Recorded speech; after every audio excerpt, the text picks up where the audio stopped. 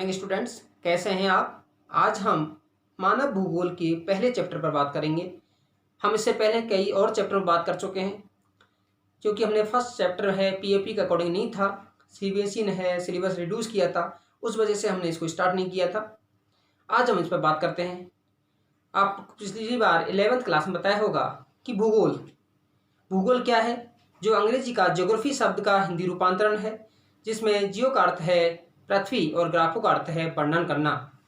जो कि शब्द है हमारा, हम उसको कहें, वो आपका एराटोस्थेनीज ने दिया। भूगोल अर्थात पृथ्वी का अध्ययन करने और वर्णन करने वाले विज्ञान को भूगोल कहा गया, जिसकी दो शाखाएं बनी। सबसे पहले एक थी आपकी, अर्थात पहले हम भूगोल ज्योग्राफी, जिसकी दो ब्रांच बनी। एक आपकी भौतिक भूगोल और दूसरी मानव भूगोल, अर्थात फिजिकल ज्योग्राफी, और दूसरा ह्यूमन ज्योग्राफी। फिजिकल ज्योग्राफी जिसमें भौतिक पर्यावरण का अध्ययन किया जाता है, जैसे कि पर्वत, पठार, मैदान, इस तरह से। आपका जो दूसरा है मानव भूगोल। देखिए, मानव भूगोल क्या है, जिसमें मानव समाज का अध्ययन किया जाए, अर्थात उसको इस तरह से कह सकते हैं, जिसमें मानव का अपने पर्यावरण के साथ अंतर संबंधों का अध्ययन है वो किया जाए, उसे हम मानव भूगोल कहते हैं। अब उसको अलग अलग विद्वानों ने अपनी अपनी तरीका से है परिभाषित किया। सबसे पहले आता है कि मानव भूगोल का या आधुनिक मानव भूगोल का पिता किसे कहा जाता है। सबसे पहले फर्स्ट मार्क्स में आपका इसके जनक हैं, उन्हें फ्रेडरिक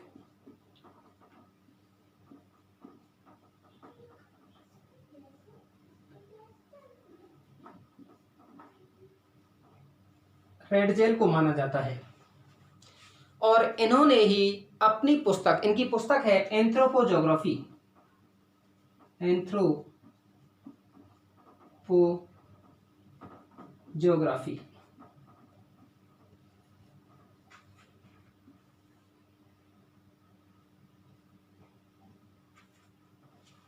जिसमें मानव भूगोल की परिभाषा इन्होंने दी।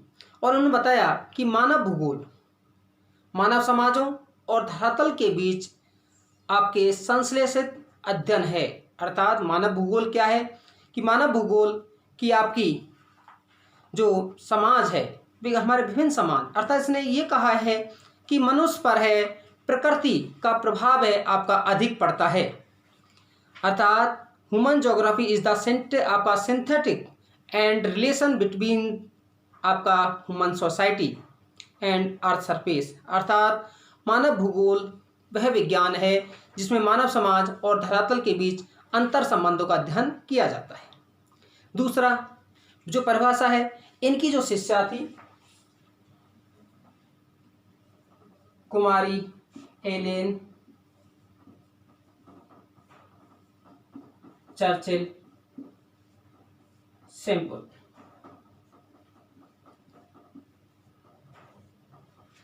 ये जर्मनी के थे, और इनकी सिंपल है, इनकी जो शिष्या है वो अमेरिकन विद्वान थे। इसने कहा जैसे हमारी पृथ्वी है, अब देखिए पृथ्वी बहुत सारे परिवर्तन हैं, होते रहते हैं। पृथ्वी है अस्थिर है, कभी आपका भूकंपीय घटना हो जाए, कभी ज्वालामुखी घटना हो जाए, और ज्वालामुखी घटना के बाद है जो भाग आज समतल है वो कल आपका असमतल है, वो दिखाई दे सकता है। और उसके बाद है जैसे कि बहुत सारे भाग हैं जिसको समतलीकरण का कार्य करते हैं। लेकिन मनुष्य है एक क्रियाशील प्राणी है, और क्रियाशील प्राणी के साथ साथ है वो आपका कोई ना कोई काम करता रहता है। जैसे आप कहीं बाइक पर के पास खड़े हैं या आप किसी के पास खड़े हैं तो आप कोई लकड़ी तोड़ने लगते हैं, या कोई बाइक है तो उसकी एक्सीलेटर खींचने लगते हैं।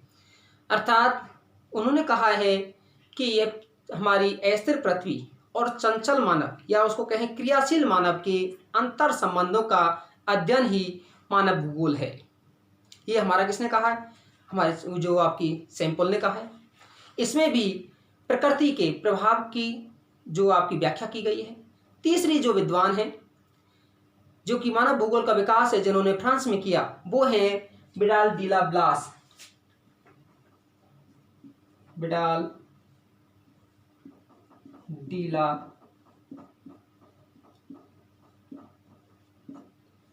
लाप्लास, जो कि फ्रांसीसी विद्वान हैं, और उन्होंने कहा कि हमारी पृथ्वी को नियंत्रित करने वाले भौतिक नियमों तथा इस पर रहने वाले लोगों के मध्य संबंधों को अधिक संश्लेषित ज्ञान से उत्पन्न एक आपकी संकल्पना है कि हमारी पृथ्वी को जो नियंत्रित करने वाले भौतिक नियम हैं, चाहे वो आंतरिक हैं चाहे बाह्य हैं, तथा उस पर रहने वाले जो जीव जंतु पेड़ पौधे जितने भी हैं, उनके मध्य से होने वाली जो क्रिया के कारण है, उससे उत्पन्न होने वाली एक नई संकल्पना ही क्या है, मानव भूगोल है। ये आपकी कहा है किन्होंने, कि आपके ब्लास साहब ने कहा है, जिसमें संभववाद अर्थात मनुष्य का प्रकृति पर है मनुष्य के प्रभाव की है विवेचना की गई है। उसके बाद एक सामान्य उस पर कहें कि मानव भूगोल क्या है, तो मानव भूगोल वह विज्ञान है जिसमें मनुष्य और पर्यावरण के बीच के अंतर संबंधों का अध्ययन है आपका किया जाता है। उसके बाद में आता है मानव भूगोल की प्रकृति। आपका मानव भूगोल प्रकृति कैसी है उस पर बात करते हैं।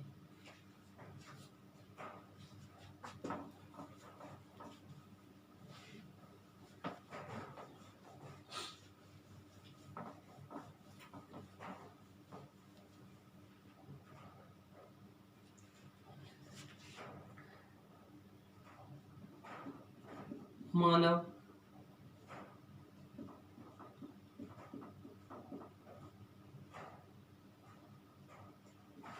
भूगोल की प्रकृति।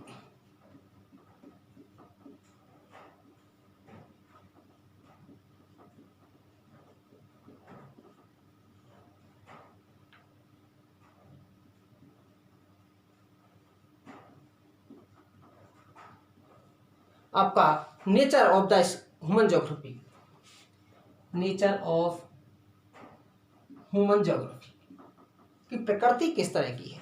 देखिए, मनुष्य है, क्रियाशील है, मनुष्य है, हर रोज नए नए परिवर्तन करता है, तो और ये भूगोल किससे संबंधित है, मनुष्य से संबंधित है, और प्रकृति भी है आपकी स्थिर नहीं है, अर्थात आपकी मानव भूगोल की प्रकृति है वो कैसी है, परिवर्तनशील है।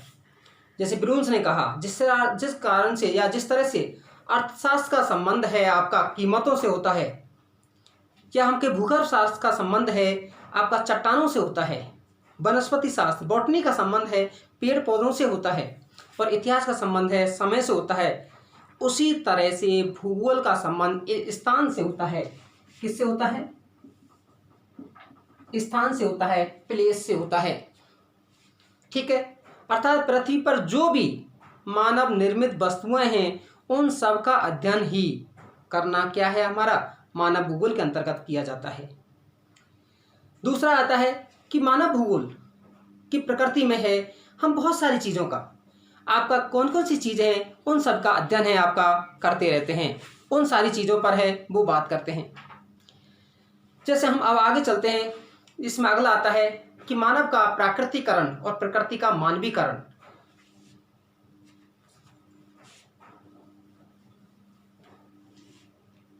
विषय क्षेत्र पर थोड़ी देर बाद बात करेंगे। मानव का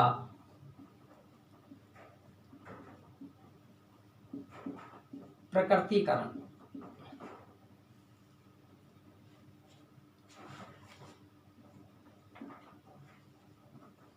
नेचुरलाइजेशन ऑफ ह्यूमन। इसको हम दूसरी तरह से कहें, हम दूसरी भी संकल्पना दे सकते हैं, इसे हम एनवायरमेंटल डिटर्मिनिज्म भी कहते हैं। एनवायरमेंटल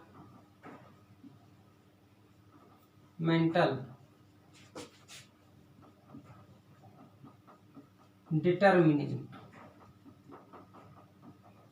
अर्थात पर्यावरणीय निश्चयवाद।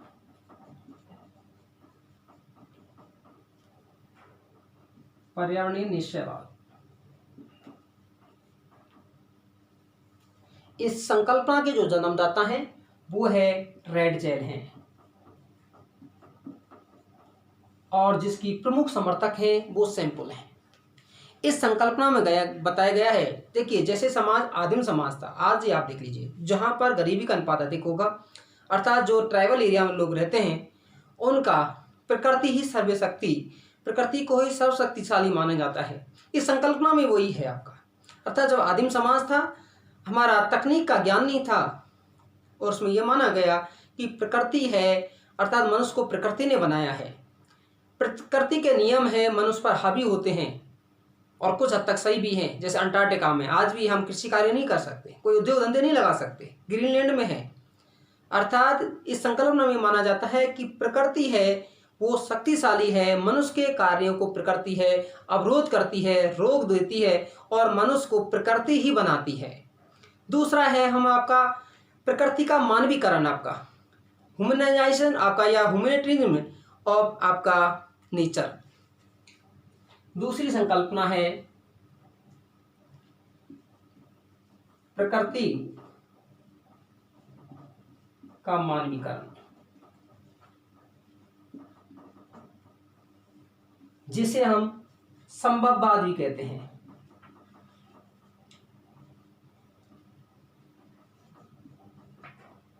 संभववाद भी कहते हैं, पॉसिबिलिटी।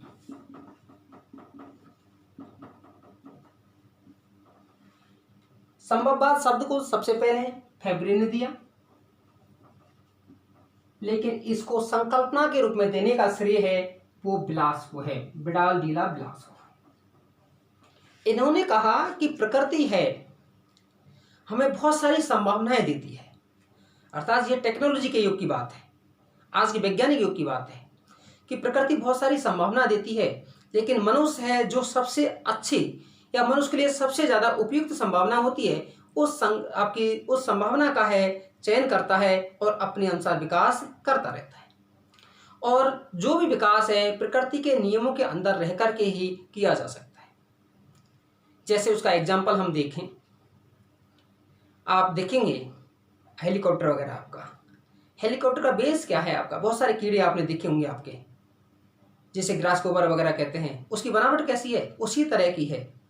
आप जैसे देखते हैं कि न्यूटन ने है गुरुत्वाकर्षण का नियम है खोजा, कैसे खोजा, प्रकृति के नियमों के साथ होकर के खोजा। कहते हैं कि वो आपका एप्पल के पेड़ के नीचे सो रहे थे और जैसे ही ऊपर से एप्पल गिरा तो उन्होंने कहा कि ये किस कारण से नीचे गिर रहा है, और उसी के आधार पर उन्होंने खोज की, जिससे क्या आपका जब न्यूटन ने उस नियम की खोज की, क्या उससे पहले आपका एप्पल नहीं गिरते थे क्या। अर्थात प्रकृति के नियमों के साथ रह करके हम सारी है जो आपका संभववाद के नियमों को सीखते हैं, वो क्या है हमारा संभववाद है। अर्थात जहाँ कर प्रकृति को है अक्षुण्ण माना जाता है और मनुष्य को शक्तिशाली माना जाता है कि मनुष्य का ज्ञान ही सर्वोपरि है, वो प्रकृति के नियमों को चेंज कहीं जगह पर कर सकता है। जैसे आज देखेंगे कि ठंडे क्षेत्रों में है जहाँ बहुत अधिक ठंड है, आप वहाँ आपकी ग्रीष्मकालीन फसलें हैं वो आपका पॉली हाउस के द्वारा है अगर उगाई जा सकती हैं।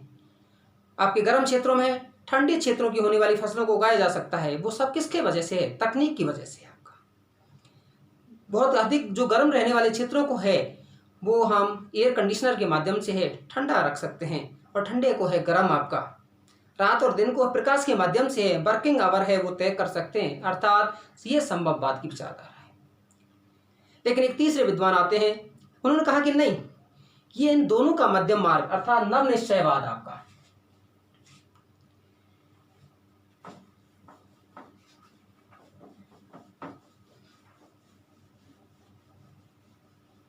एक तीसरी संकल्पना आती है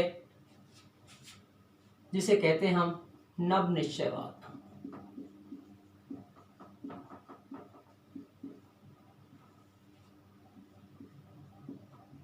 न्यू डिटर्मिनिज्म।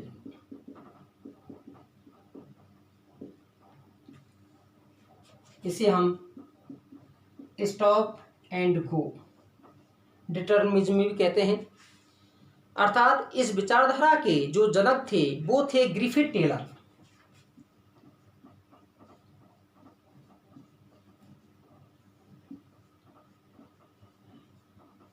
जो कि ऑस्ट्रेलियन निवासी थे, बाद में अमेरिकन नागरिकता ली थी। इन्होंने कहा कि ना तो प्रकृति ही अधिक शक्तिशाली है और ना मनुष्य अर्थात दोनों के मध्य के अंतर संबंधों का। इसने कहा कि मनुष्य, देखिए, मनुष्य यदि अधिक प्रगतिशील होगा, मनुष्य है कहीं के क्षेत्र के विकास कार्य को रोक भी सकता है, उसको कम भी कर सकता है और उसे बढ़ा भी सकता है। इन्होंने कहा कि एक जैसे कि किसी जो आपका ट्रैफिक चौराहा है जहाँ पर रेड लाइट लगी हुई है, वहाँ एक पुलिसकर्मी की तरह है। पुलिसकर्मी क्या है, व्हीकलों की स्पीड को कम ज़्यादा कर सकता है लेकिन उसकी दिशा को परिवर्तित नहीं कर सकता है। अर्थात यहाँ ना तो प्रकृति की अधिक बंदिश हैं, ना ही मनुष्य उस पर इतना अधिक आपकी उसने विजय प्राप्त की है। अर्थात दोनों के अंतर संबंधों से ही हमारे यहाँ विकास है आपका किया जा सकता है। ये था आपका नव निश्चयवाद, और ये आपका किसने दिया, और ये दिया था आपका ग्रिफिथ टेलर साहब ने। अब उसके बाद में आता है समय के गलियारे में है मानव भूगोल, कि समय के साथ साथ है मानव भूगोल का विकास है वो किस तरह से हुआ है।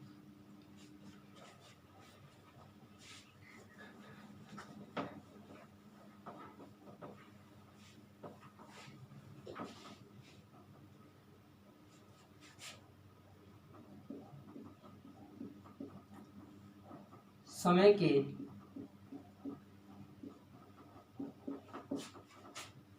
गलियारे में मानव भूगोल।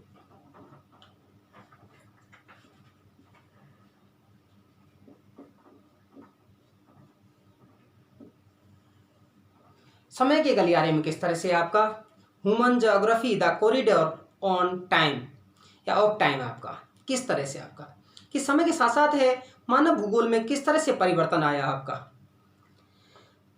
वो आपका जैसे कि उसमें कई योग आए आपके। पहला है सबसे पहले जैसे यहाँ भारत में है बहुत सारे, या आपका जो विभिन्न खोज यात्राओं का योग हुआ, अर्थात जहाँ औपनिवेशीकरण का योग हुआ, बहुत सारे देश हैं वो उपनिवेश बनाए गए आपके, उनकी बात हम करते हैं। तो सबसे पहले आता है आरंभिक उपनिवेश काल।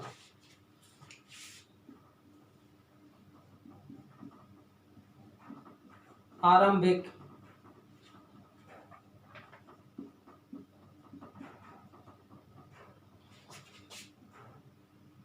उपनिवेश काल, इसको हम कह देते हैं अर्ली कॉलोनियल पीरियड आपका, या उसमें आरंभिक उपनिवेशन काल है जिसमें अन्वेषण और आपके विवरण किए गए, आपका एक्सप्लोरेशन है और डिस्क्रिप्शन है वो किए गए कि विभिन्न क्षेत्रों में खोज यात्राएं की गई, चाहे भारत की खोज की बात करें, चाहे आपका अमेरिका की खोज की बात करते हैं, अर्थात उन सारे क्षेत्रों में आपका किया गया। उसके बाद में आता है उत्तर उपनिवेश काल आपका, दूसरा है उत्तर उपनिवेश काल, जिसे कहते हैं लेट कॉलोनियल पीरियड आपका,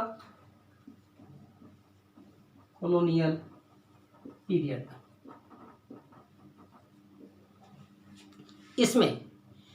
इसमें जो प्रादेशिक विश्लेषण किया गया, रीजनल एनालिसिस किया गया, जैसे कि भारत में है जब यहाँ पर है पुर्तगाली आए और पुर्तगाली ने आकर के यहाँ से काली मिर्चों का है यहाँ से ले जाया गया, कहाँ पर आपका पुर्तगाल ले जाया गया, और वहाँ से बता है कि वहाँ 60 गुना उसकी वृद्धि हुई। तो उसमें यह कहा गया कि भाई इन आपस में प्रादेशिक विश्लेषण किया गया कि हमें प्रॉफिट कहाँ हो सकता है, कौन सा क्षेत्र है वो रिच है जहाँ पर हमें जाना चाहिए। नेक्स्ट आता है अंतर युद्ध काल, तीसरा है अंतर युद्ध काल, जिसको हम कह देते हैं 1930 का दशक। इंटरवार पीरियड आपका वो कौन सा है, अब जब ये हुआ आपका अंतर युद्ध में तो उसमें क्षेत्रीय विश्लेषण हुए आपका, क्षेत्रीय विभेदन हुए कि रीजनल आपका एरियल डिफरेंशिएशन हुए कि कौन सा क्षेत्र अधिक विकसित क्यों है, उसके कारण क्या है, उन क्षेत्रों में भिन्नता होने का रीजन क्या है, वो सारी चीजें हैं वो आपके किए गए। नेक्स्ट आता है 1950 का दशक का अंत और 1960 के दशक का प्रारंभ। 1950 के दशक का अंत व 1960 के दशक का प्रारंभ उस वाले समय में है। अब उस वाले समय में है कि जिसमें स्थानिक विश्लेषण, स्पेशल ऑर्गेनाइजेशन आपका या स्पेशल आपका जो एनालिसिस है वो किया गया, अर्थात इसमें कंप्यूटर का प्रयोग होने लगा, विभिन्न सांख्यिकी विधियों का प्रयोग किया जाने लगा और भूगोल में मात्रात्मक विश्लेषण है प्रयोग किया जाने लगा। और वहाँ पर है गणितीय माप के आधार पर ये एनालिसिस किया जाने लगा कि कौन सा क्षेत्र अधिक विकसित क्यों है, उसका कारण है वो आपका क्या है। नेक्स्ट आता है 1970s का दशक, 1970। और जब 1970 का जब दशक आता है आपका, तो इसमें दो तीन विचारधाराएं आती हैं। एक मानवतावादी, एक आपकी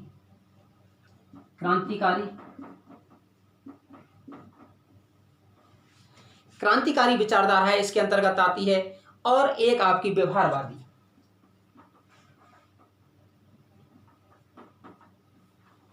मानवतावादी, क्रांतिकारी, व्यवहारवादी। ह्यूमैनिटीज में आपका रेडिकल और आपका बिहेवियरिज्म है वो आपका आता है। कि किस तरह से है इसको हम अलग से उसमें लेंगे कि इसकी जो अप्रोच है वो क्या क्या है। नेक्स्ट आता है 1990 के दशक का बाद, 1990 के, जिसे कहते हैं हम उत्तर आधुनिकतावाद।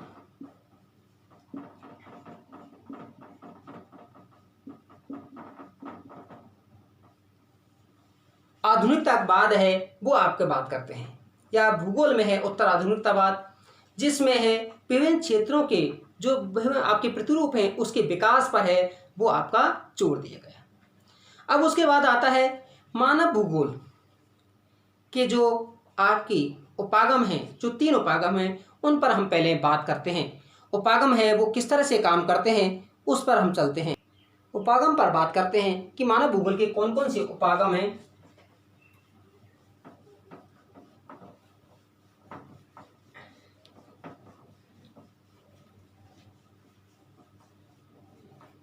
इसमें वही उपागम है जो कि हमने बात की थी 1970 के दशक की। पहला है कल्याणवादी या मानवतावादी उपागम।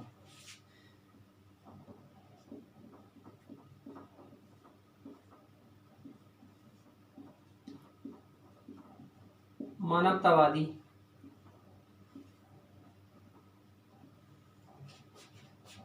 या आपका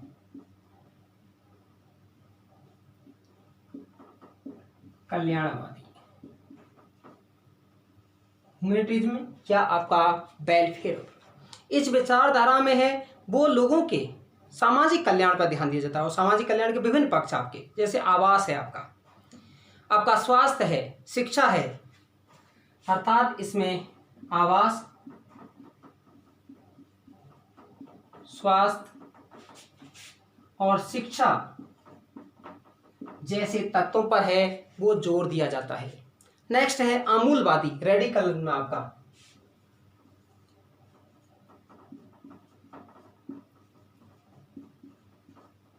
आमूलवादी। इस विचारधारा है वो कार्ल मार्क्स की विचारधारा से प्रभावित है, जो कार्ल मार्क्स कहते थे कि भाई राज्य का अस्तित्व नहीं होना चाहिए, समाज में असमानता होने का कारण क्या है, राज्य है, अर्थात इसमें बंधन, सामाजिक असमानता पर जोर दिया गया। बंधन, सामाजिक असमानता,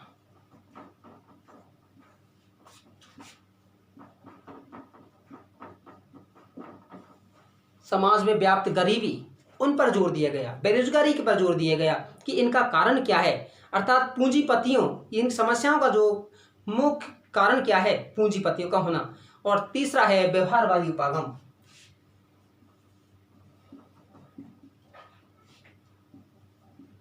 व्यवहारवादी उपागम व्यवहारवादी बिहेवियरिज्म में आपका अप्रोच क्या है, इसमें यह माना जाता है, जैसे आप कहते हैं कई समाज में है जाति भेद लिंग भेद है वो कम हो गया है, लेकिन पता कैसे लगेगा जब आप वहाँ समाज में प्रत्यक्ष रूप से रहते हैं, लोगों से संपर्क करते हैं। अर्थात इस विचारधारा में इस पर जोर दिया जाता है कि प्रत्यक्ष अनुभव के आधार पर कि वह मानवीय प्रजाति धर्म या सामाजिक संपर्कों में है या उनमें किस तरह का जो संपर्क है, अर्थात उनमें कोई भेदभाव तो नहीं है, उस पर है, इस पर बात की जाती है। अब नेक्स्ट आता है कि मानव भूगोल का विषय क्षेत्र।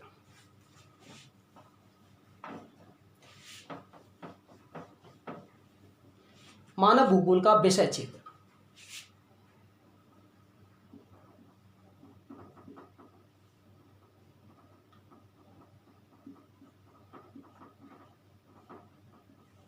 देखिए, मानव भूगोल में विषय क्षेत्र की बात करते हैं तो आपका बहुत सारी चीज़ें है कि भाई मानव भूगोल है वो आपका, उसमें बहुत सारी चीज़ें हैं जिसमें जनसंख्या अर्थात सांस्कृतिक कारक, आपके प्रादेशिक कारण हैं, उनके आपस के कालिक संबंध हैं, उन पर अध्ययन आपका किया जाता है। तो विषय क्षेत्र पर बात करते हैं, यहाँ हम लिख लें मानव भूगोल। और मानव भूगोल में सबसे पहले आता है प्राकृतिक पर्यावरण, दूसरा सांस्कृतिक पर्यावरण या सांस्कृतिक कारक आपके, जिसमें हमारा आपके यातायात है, आपकी आवास स्थली है, वह सारे कारक हैं आपके आते हैं। नेक्स्ट आता है कालिक अनुक्रम, जो टेम्पोरल आपके सक्सेशन हैं उन पर बात करते हैं। नेक्स्ट है वातावरण का समायोजन, वातावरण व प्रादेशिक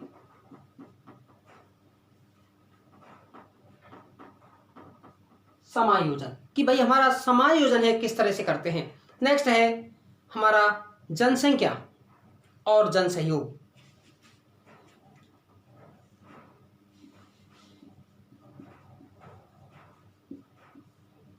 जनसंख्या कि जनसंख्या का घनत्व किस तरह का है, वितरण किस तरह का है, वृद्धि किस तरह का है। और दूसरा है कि भाई इनमें कि कहाँ आपकी वृद्धि अधिक है कहाँ कम है, उसके कारण क्या है। और नेक्स्ट है कि एक क्षेत्र से दूसरे क्षेत्रों का संबंध, एक क्षेत्र से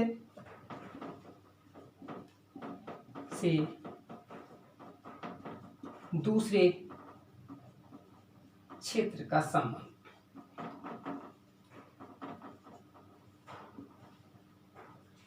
ये था हमारा मानव भूगोल का विषय क्षेत्र, जिसको अलग अलग विद्वानों अलग अलग कहा है।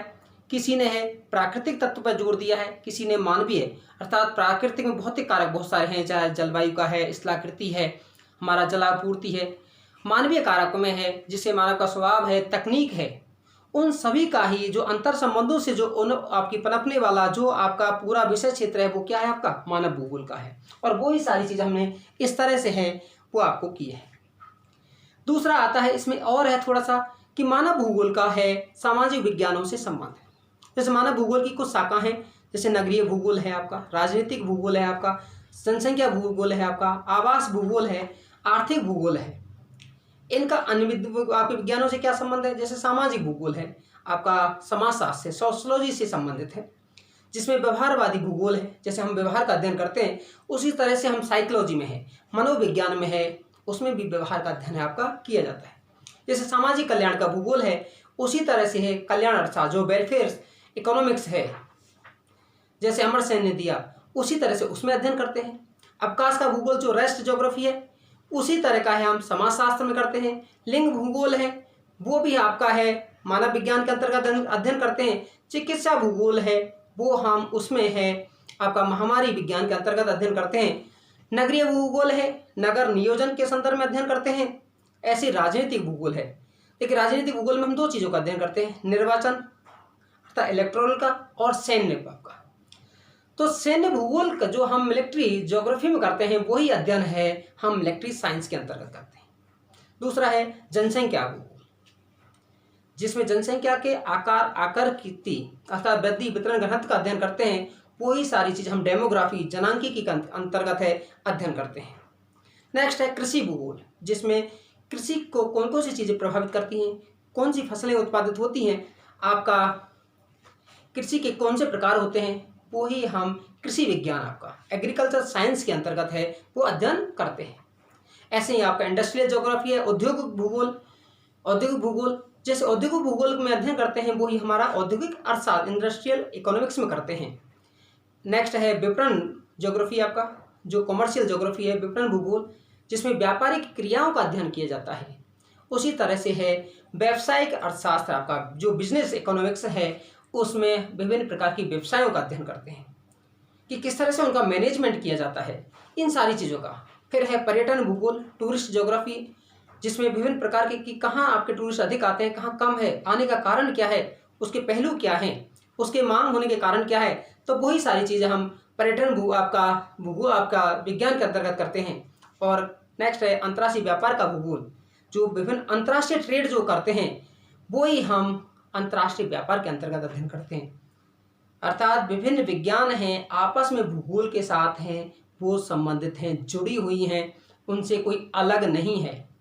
हाँ, उनका जो अध्ययन करने का तरीका है वो अलग है। आपका ये पहला चैप्टर है, कैसा लगा आपको? आप समझ में आया होगा। अगर आप कहीं ऐसी दिक्कत होती है आप कमेंट बॉक्स में मुझे ज़रूर बताइएगा। और दूसरी चीज़ है कि इसको एक बार नहीं आता है तो दो बार आपका समझ लीजिएगा। वैसे आपको ऐसी कोई समस्या इसमें उत्पन्न नहीं होगी। हमने थोड़ा शॉर्ट भी किया है, लेकिन सिलेबस में छोड़ा कुछ नहीं है। जितने सवाल इसमें बनने होंगे वो हमने इसमें आपको डिस्कस कर दिए हैं। आप ज़्यादा से ज़्यादा इसको शेयर, आपका सब्सक्राइब है वो आपका कीजिएगा। धन्यवाद।